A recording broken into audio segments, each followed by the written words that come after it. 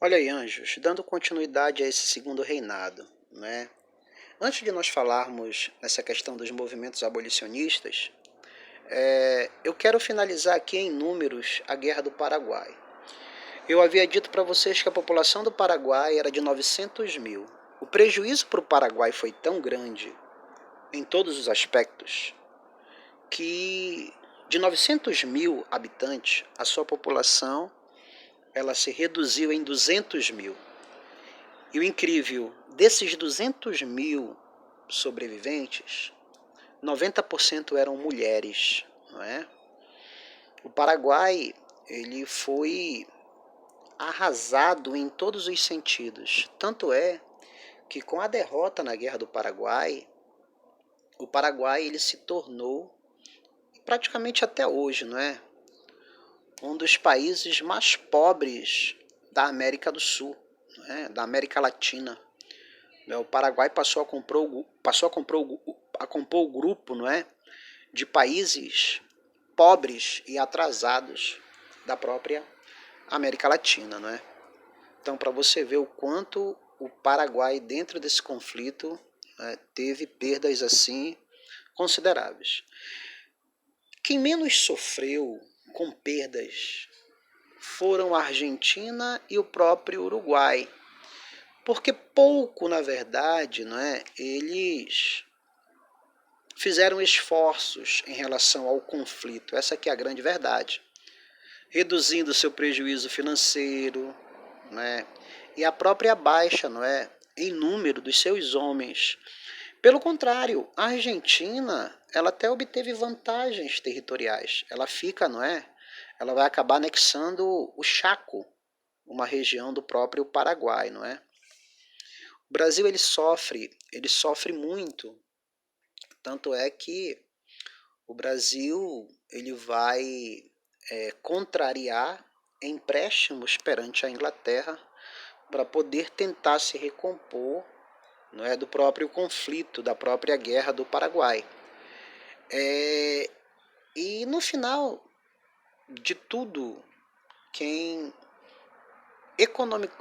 comercialmente se beneficia são os ingleses, porque essa ajuda econômica, esses empréstimos, acabam deixando, não é, essa dívida contrariada, e as decisões que vão acabar ocorrendo são decisões que acabam beneficiando a própria Inglaterra, não é?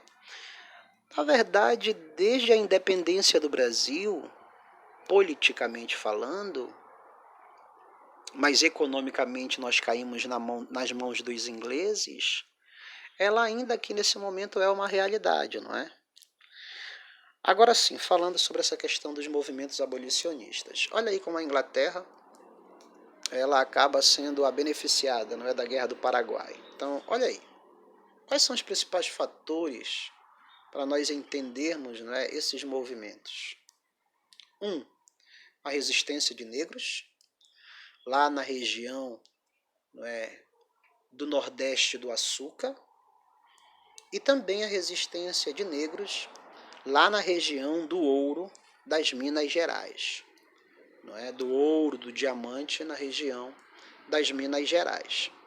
Só que é muito importante você entender que quando a Lei Áurea ela é criada ali em 1888, os historiadores vão dizer que o número de escravos de fato no Brasil era um número já muito pequeno.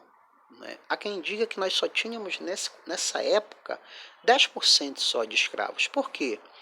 Porque várias regiões do Brasil, né, muito antes dessa data oficial da abolição, já haviam, não é, concedido essa tal liberdade aos negros, ou esses negros já tinham conquistado de alguma forma essa liberdade, principalmente comprando, não é, para ganhar essa alforria.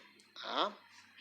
E as pressões inglesas, por que elas vão acabar acontecendo? Será que é porque os ingleses amavam esses negros? Todos nós sabemos que não. O interesse ele é tão grande que se você pegar o século XIX, esse contexto, a Inglaterra praticamente já consolidou o seu segundo boom da sua Revolução Industrial. Então, para os ingleses, uma mão de obra escrava não se constitui em um mercado consumidor. Então, ela precisa de um mercado consumidor para poder vender os seus produtos da Revolução Industrial. Então, o Brasil, ele socialmente falando, não se encaixa dentro da lógica política e econômica da própria Inglaterra. Então, é aí que as pressões, né, da Inglaterra, e é claro, fatores internos também. Você tem abolicionistas no Brasil que, pós-guerra do Paraguai, vão brigar muito, né, para que essa abolição de fato aconteça. Tá? E aqui nós temos, né, as leis que acabam, né, definindo o processo de abolição no Brasil. Né? Aqui eu tenho a Lei Eusébio de Queiroz, a Lei de 1850, né, que acaba definindo, né, o fim do tráfico, não é, negreiro para o Brasil, não é, a proibição, melhor dizendo, desse tráfico para o Brasil. Tanto é que você vai ter no litoral brasileiro o policiamento, não é, a partir dos navios ingleses, porque é interessante, como eu disse, para a Inglaterra, não é? E essa mesma data, em 1850, você tem já a previsão da elite brasileira sobre a questão das leis de terras, não é? É muito interessante isso, porque eles já sabiam que a abolição seria uma realidade. Então, o que você vai ter sobre essa questão de mudança nas leis de terra? Antes era concedido terra para quem tinha status, como nobres, não é? Como pessoas muito próximas, não é, dos governantes. Então era uma minoria da elite no Brasil. E agora? Agora essa concessão de terras, olha aí o nosso câncer nessa questão da concentração fundiária. Essa questão das leis de terra de 1850 agora vai definir de quem vai ter direito ou acesso às terras é quem é ativo economicamente, quem tem renda, quem tem dinheiro. Agora tu imagina, o negro livre vai ter direito? Nunca. Então, eles já estavam prevendo isso. Cai, né, nos problemas de hoje, não é? Essa questão fundiária que nós vivemos até hoje no Brasil. O sul do Pará é um exemplo. O Brasil todo, não é? O Brasil todo, na verdade. Lei do Ventre Livre, não é, de 1871, chamada também de Visconde do Rio Branco. Ela acaba definindo de que filhos de negros, a partir da implantação, né, a partir da própria data, são considerados livres. Mas imaginem vocês, os pais não são, como é que essa criança vai viver, não é? Sozinha. Então ela acaba vivendo dentro da condição escrava, mas não deixa de ser uma lei abolicionista. Lei do Sexagenário, também chamada de Lei Saraiva-Cotegipe, de 1885. Negros maiores de 60 anos estão livres. É uma outra crítica que se faz, porque há quem diga que, em números, o negro nesse contexto vive no máximo 40 anos. Há quem diga que o negro com idade de 60, quando chega à idade de 60, tem uma aparência muito mais velha. Se chegar uma aparência de 80, tu imagina a condições subhumanas, não é, a escravidão, não é, que ele vivia, não é, explica, não é, o porquê dele viver muito pouco, não é? E a Lei Áurea, não é, João Alfredo também, um deputado que nesse momento acaba junto com a princesa Isabel, filha de Dom Pedro II, não é, elaborando essa lei. Então a gente chama de abolição porque é uma liberdade construída de cima para baixo. Como assim de cima para baixo?